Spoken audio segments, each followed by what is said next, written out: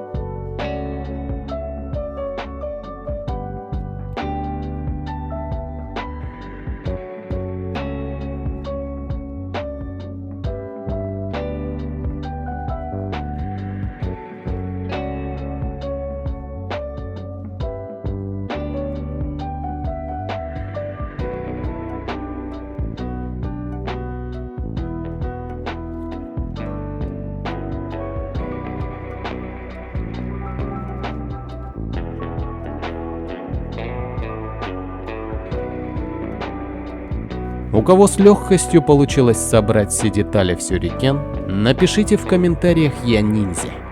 Не забудь поставить лайк и подписаться на канал, чтобы не пропустить следующее видео.